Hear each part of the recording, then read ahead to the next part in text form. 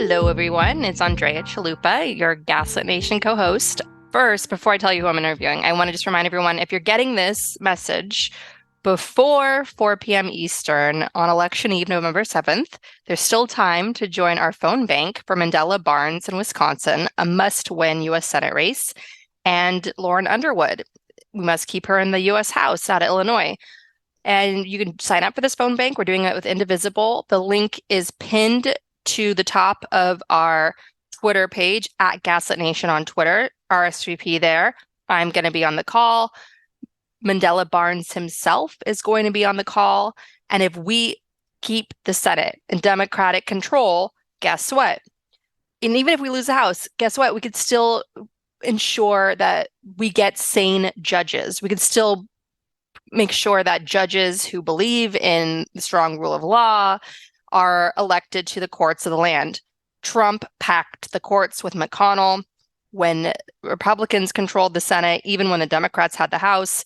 And now 30% of U.S. courts are packed with Trumpian ideologues, including the Supreme Court. So even if Democrats hold the Senate, we could still get our judges through for 2 more years. That's a really important thing in the fight against encroaching autocracy in this land. So fight like hell for Mandela Barnes. Come join our phone bank. At this phone bank, we're going to be selecting one volunteer to receive a signed copy of Sarah's book, They Knew, and a Mr. Jones poster. So you don't want to miss that. Again, the RSVP link is pinned to the top of our Twitter page at Gaslit Nation.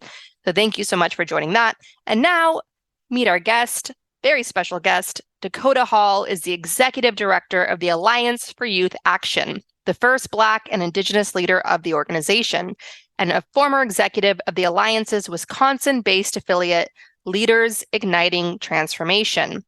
The Alliance for Youth Action grows progressive people power across America by empowering local young people's organizations to strengthen our democracy, fix our economy, and correct injustices through on-the-ground organizing. This is a very important conversation. If there's a young person in your life, take them to go vote with you. If it's the first time voting, Dakota's going to walk you through how to roll out the red carpet and celebrate their voting debut. And don't forget to vote. Election is now, November 8th. It's coming. It's here. Do it.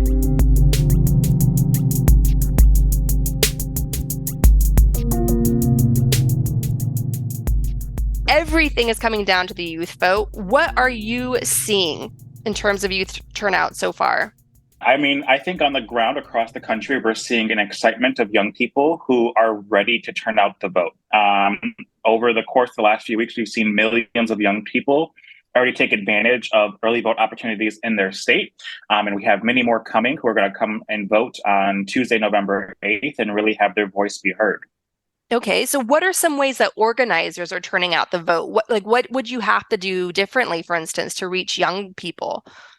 Yeah, and so I think historically, when people think about the youth vote, they have typically gone to campuses. And while that's not wrong, within the Alliance Youth Action Network, our groups not only work on campuses, but they work inside of communities, right, to reach the hardest to reach voters who have been disenfranchised by the system. And so groups across our network are knocking on doors and ensuring that they're reaching young people in culturally competent ways to ensure that we are actually engaging young people, right? Not just for this election, but to get them into our organization to help build power to ensure that we are having a long-term vision for our country, right? I think oftentimes elections are short-term incremental campaigns. But what we're trying to do is not only bring people into this midterm, but bring them into a long-term political infrastructure that has continuously leadership development opportunities for young people to continue to grow, and we get victories electorally.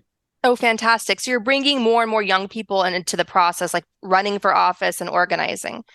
Yeah, absolutely. So one of the things that we're doing this year that's a little bit unique is we're rolling out the red carpet for what we're calling democracy debuts to ensure that young people who are coming out for the first time to vote are really being highlighted in this election, right? Because I think every single election, we talk about the youth vote, but we never actually really think about what does it mean to actually participate into democracy for the first time when you're turning 18 and voting, right? Like a lot of young people have been engaged into school board fights and other local fights over the last few years, especially as we see in the increase in growing tragic school shootings. Like young people have been more civically engaged, but now they get to come out and make a debut with their voting. And so we're really highlighting that as well, too, that young people over the last 4 years since the last midterm election, there's over 8 million new voters that are coming out, right? And so rolling out the red carpet for each and every one of them. I think it's also important to note of that 8 million, about half of them are young people of color, further adding to the most diverse electorate we've ever seen in our country's history.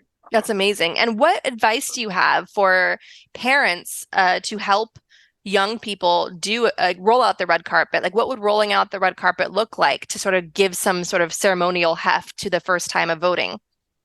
Yeah, I mean, I think parents, guardians, grandparents, uncles, aunts, whoever's in your family that is an adult that can help usher you into this new era of voting can really help you celebrate that by helping making sure that you know how you're registered to vote.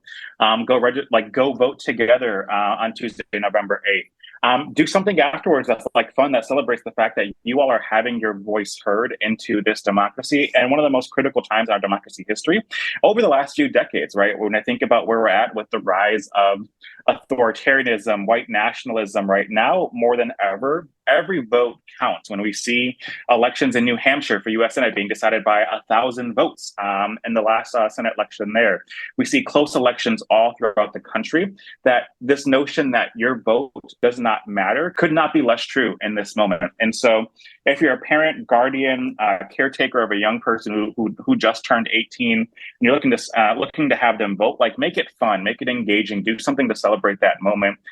So that way then we can continue to have lifelong civic engagement from young people. I think one of the historic things that we've seen over the last two major federal elections, and in 2018 and 2020, we've seen groundbreaking, record-setting engagement from young people in voting. And we hope that trend continues, and we're going to need all hands on deck to make sure that happens. Absolutely. And so we're going to play a clip of your interview today to encourage young people and people with young people in their lives to get out and vote on Tuesday, Election Day. But also we're going to play the full interview on election night when polls have closed. And since a lot of people are trying not to hyperventilate and look at the polls, one talking point that's taken over is the young vote is going to save us. Generation Yes. Z is pissed off. Generation Z has been activated. They're coming. The Generation Z is going to basically be the blue wave that overcomes fascism in America. You're not in the business of predictions. You're in the business of building and organizing. But do you feel comfortable making a prediction of what it might look like on election night? Yeah, I mean, I think the prediction I'm willing to make is that young people are pissed the fuck off, right? Like they are angry that this country has set them up for failure. They are angry that the fact that they see social security nets and social barriers being broken down, right? They're upset at the fact that we took away the constitutional right for a woman to gain access to an abortion. They're upset that they're going into a system that requires them to take on tens of thousands of dollars in student loan debt just to achieve a middle class dream in this country. They're upset that healthcare is being unfound and underfunded in their communities, whether they have access to get to a hospital, whether they can afford that healthcare bill. They're upset that after almost 10 years after hearing about like the first crises with water, that some communities in this country still do not have clean drinking water. So the prediction I think we're going to see is that young people are going to come out and vote similar to 2018 numbers, if not higher, because they are angry that the fact that this country has progressed so slowly on key social issues, and now it's in their hands, right? Like they can be the deciding factor that can flip a seat, that can push forward candidates to be more progressive, to introduce bigger, bolder change as we come out of this pandemic. Great. What is your advice to candidates and to volunteers doing phone banking and canvassing when it comes to talking to young voters? And I'm raising that question now because I want the answer. Should Georgia go off into a runoff? And we all, right? If the Warnock-Walker race for the U.S. Senate in Georgia is so close, and we all have to keep canvassing, keep making phone calls all up until election day on December 6th. We're going to be talking to a lot of young voters should that happen. And this is just a good skill to have for next year's state elections in places like Virginia, as well as 2024. So I just want to I want to know, like for my own self, that skill, like how do you talk to a young voter? What do you think we should be thoughtful of? Yeah, but I think like when you talk to young voters, you have to understand that presenting the same status quo is no longer acceptable, right? Like incremental change to young voters is not necessarily what they are looking for.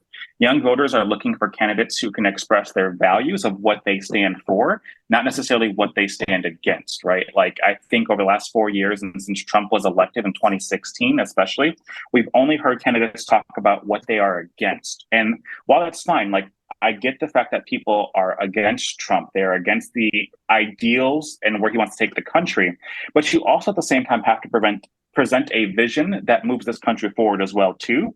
And so I think we're at this moment now where Trump is no longer in office. Well, he may try to run in 2024 again. Young people are now looking for, okay, we got Trump out of office. We did our part. How are you delivering for us, right? Like, are we getting our student loan debt forgiven? Are we moving on climate change? Are we going to enact the women's right to have an abortion in this country? And so candidates have to begin to shift their mind from thinking about not just what they're against, but putting forth a bold platform moving forward.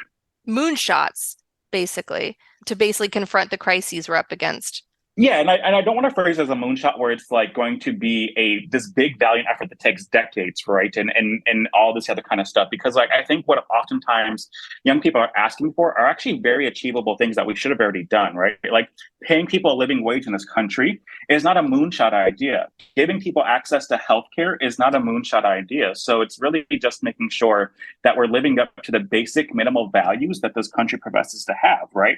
I think we can get to the moonshot stuff, but what we're asking for are really just basic, like how do we make sure that everyone has a quality of life that does not put them into poverty, that does not end their life unexpectedly early. So it's like I don't consider a lot of things that we're asking for moonshots. I think we're asking for pretty basic life necessities that require us to just be bold enough, right? Like I think we can get to moonshot ideas, but first we have to make sure that every young person in this country gets lunch at school, that they don't fear gun violence, that they can have a planet that they can inhabit into like when they're an elder, that they can have a living wage job when they get out of college and not be bound by debt. So all those things I think are just basic setups for society to make sure everyone has the freedom to thrive.